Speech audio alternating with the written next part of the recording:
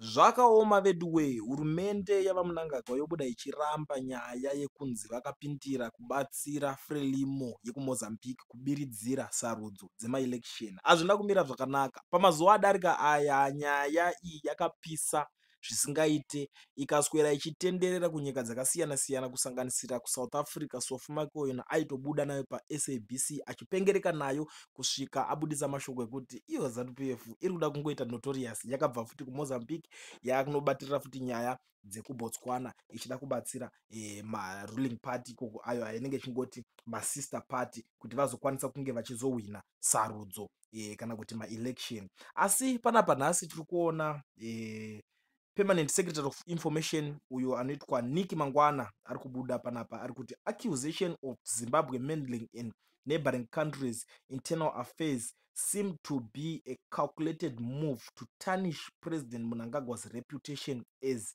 SADC chairman. Ndo mashoko avari kubuda vari kuzvidefenda nawo vari kutaura. Ndobva aenderera mberi akati initially these accusations were not coming from any participants in the Mozambican election, but some media outfit in Masvingo, which has been wantonly breaking the law with brazen frequency for this outfit. The writing is on the wall. Ndo mashoko avari kuzobuda vachitaura. Asi chero vakada kudaro zvavo kwakova kuda kuvhundutsira vanhu kuti hananhingi ndo vakatanga kuzvitaura, saka vakatotyora mutemo. Tiri kuvaona zvedu, tinoda kuzovadidi. Vanhu vemuZimbabwe vanonyatsoziva kuti zvoni ukaona pabudiswa nyaya, vanhu ava vanoda kuzotsvaga kuti vozvidefenda sei, vakuda kutsvaga kuzvidefenda. Asi chokwadi chinozivikanwa kuti majournalist vanenge vachingobudisa nyaya nekuti paiva neproof, paiva nemavidheos vanhu vaibuda vachitaura kuti takanovhota kuMozambique. Ndo nyaya dzakanga dziripo. Asi panapa tiri kuzoona iye Nick Mangwana pane proof iri kubudiswa zvekare paakabuda achitraya kudefenda, achitraya kuda kusapota iyo Frelimo yacho yekuMozambique. Ane tweet yaakabuda achitaura achiti they were voting in Mozambique today. Comrade Commander Chapo is the Frelimo candidate as members of sister former liberation parties. We wish each other well. Ndo mashoko aakabuda achitaura, mashoko ekusimbisa Mozambique party iyoyo. Asi pano ndiri kuzoona advocate Fadzai zvekare vari kubuda vachitaura kuti zvamakaita izvozvo hazvisitorina kunaka, nekuti imimi ndimi maSADC chairman, mobuda muchiita kunga munoda kutora side instead yekuyananisa, asi maakubuda muchitotora side kuti tinoshuvira avo kuti vave nenakanaka. Ndo paakubuda ari kuti it's not right to try to pull the wool over people's eyes on the day of Mozambique election.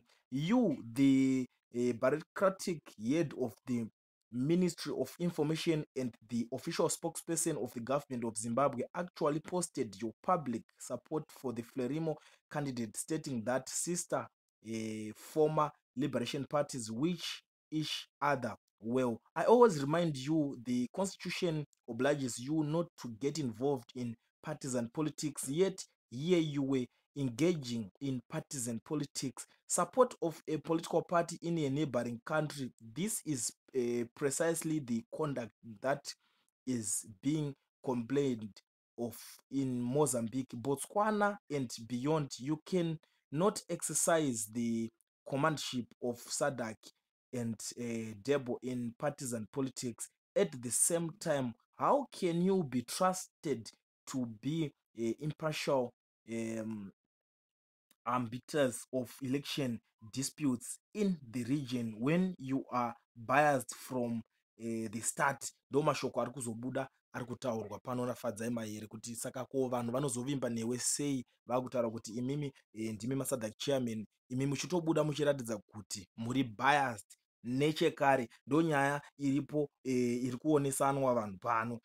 Asi ndiri kuzoona vanhu vakawanda zvekare vemuZimbabwe vari kubuda vachiratidza kushushikana nekubatikana neunhu hunenge huchiitwa nebato irori nevanhu ivava veZANU-PF vari kubudawo vari kuti did you see Chinamasa in Botswana campaigning for defeated Masisi? He wanted the current president of Botswana to lose. Inyaya iri kusanganiswa zvekare nevanhu vari kutaura kuti takamuona Chinamasa, hamuna kumuona here, ariko kuBotswana achikampena kuti Masisi arambe aripo, asi zvinhu zvakazoendawo nepamwe kureva kuti kampeni yacho yakanga iri kampeni pasina, kwakanga kuri kutambisa nguva nemaresources chaiko chaiko, ndo zvakaitika. Asi kutoreva kuti Chinamasa munhu weZANU-PF akatobva atotumwa kuno nehurumende yake, nekuti hapana paaizokwanisa kuenda ikoko zvemusoro wake. Inotori part of support yavaitopawo kune imwe political party yavo yekuBotswana.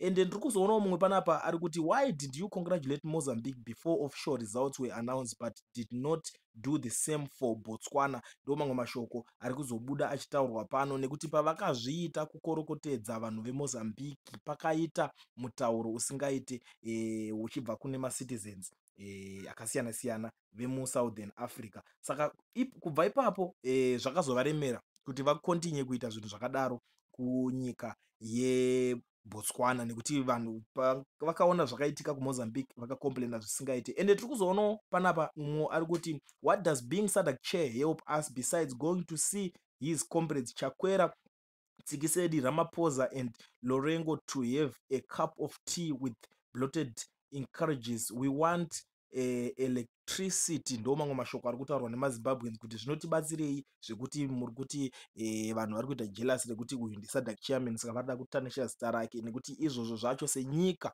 hazvina maresults akati kwesere, hazvina benefit yazviri kutipa senyika. Ndo zvinhu zviri kutaurika panapa, zvinhu zviri kubudiswa zvichitaurwa nemaZimbabweans zvikunzi vari kungoenda zvavo kunoswerera vachimwa tii nekutamba nemasahwira avo kumaoffices avo evanenge vachingoti kuSADC ikoko. Saka pari kunzi hazvina zvazvinotibatsira, saka haikona kuda kupinza nyaya yeSADC chairman. Mumwewo ari kubuda panapa ari kuti my mother voted in Mozambique at the instruction of the ZANU-PF Manicaland provincial chairperson. She was given a Mozambique government ID and her fellow rural residents around 500 also casted their vote in Mozambique. Ndo mashoko ari kubuda ari kutaurwa nevamwe vanhu zvekare mucomment section vari kutaura nyaya iyoyo, vari kuti aiwa inini mai vangu vakatoenda vakanovhotawo Mozambique ikoko. Saka kureva kuti chero makazviramba asi vakatopiwa command, vakatopiwa chitupa cheikoko kuti vaende kunge vachinovhota. And ndiri kuzoonawo panapa pari kubuda mumwe ari kuti how do you tarnish an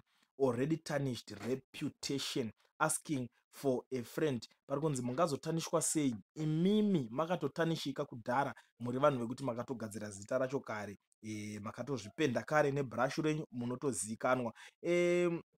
Mumwe panapa ari kubuda ari kuti ko tirisaida kutemerei majournalists akabatikidza achivhotesa maZimbabweans akabva nawo kumasvingo. Mumwe mubvunzo zvekare uri kubvunzwa kuna Vaniki Mangwana nehurumende iyo yavaMnangagwa iri kubvunzwa yakanga iri kuda kuzvidhifenda kuti hatina chekuita pamusoro penyaya iyoyo. Zvizhinji zviri kutaurwa nevanhu pamusoro penyaya iyi mhuri yeZimbabwe.